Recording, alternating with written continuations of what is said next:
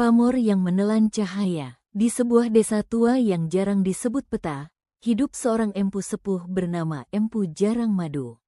Ia dikenal karena satu pusaka yang tidak pernah ia perlihatkan kepada siapapun, sebuah keris dengan pamor aneh, bukan berkilau seperti logam biasa, tetapi gelap seolah meminum cahaya di sekitarnya.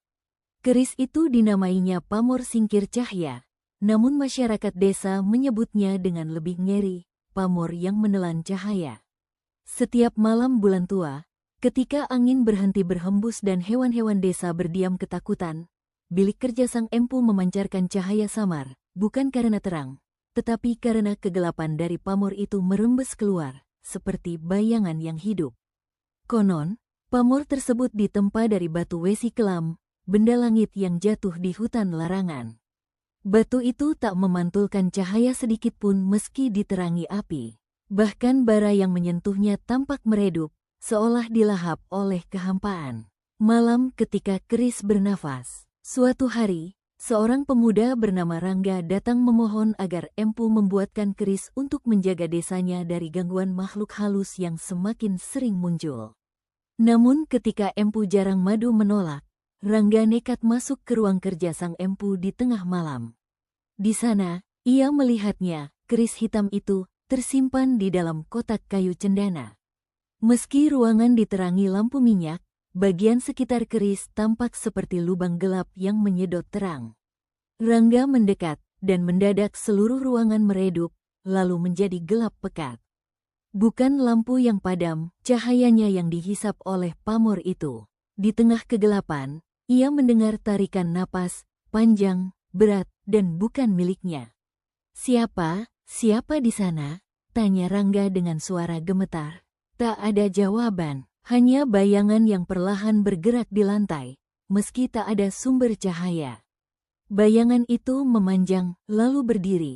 Rangga mundur, tetapi lantai di belakangnya seolah hilang. Gelap, tak ada batas. Rahasia di balik pamor. Di saat itu pula, Empu Jarang Madu menerobos masuk sambil membawa segenggam garam dan asap kemenyan. Ia menaburkannya ke arah bayangan yang menelan cahaya itu. Ruangan langsung bergetar, dan bayangan tersebut mengkerut, menjerit tanpa suara, sebelum kembali terserap ke dalam pamor keris. Rangga terjatuh, napasnya terengah-engah. Anak muda, ujar sang empu dengan suara berat, pamor ini bukan pusaka. Ia adalah penjara. Empu Jarang Madu pun menjelaskan bahwa pamor tersebut ditempa untuk mengunci makhluk gelap yang jatuh bersama batu wesi kelam, makhluk yang hidup dari cahaya, bukan untuk memancarkannya, tetapi untuk memakannya. Bila keris itu dikeluarkan tanpa mantra penjaga, makhluk itu dapat bebas dan menelan terang dunia sedikit demi sedikit. Jika ia keluar sepenuhnya, kata sang empu, maka malam tak akan pernah berakhir.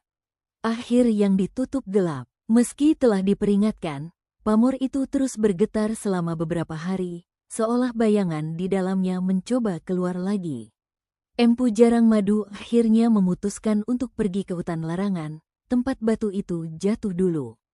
Malam itu ia pergi seorang diri, membawa keris yang dibungkus 7 kain hitam, tanpa berkata apapun pada siapapun.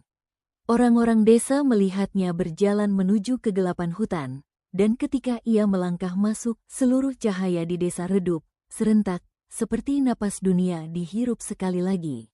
Esok paginya, Empu Jarang Madu tidak pernah kembali.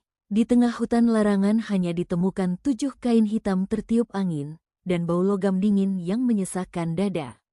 Dan sejak hari itu, setiap kali bulan tua muncul, pepohonan di hutan bagian timur tampak seperti silhouette tanpa cahaya, seolah ada sesuatu yang menelan terang dari dalamnya, menunggu, perlahan, untuk kembali menemukan jalan keluar.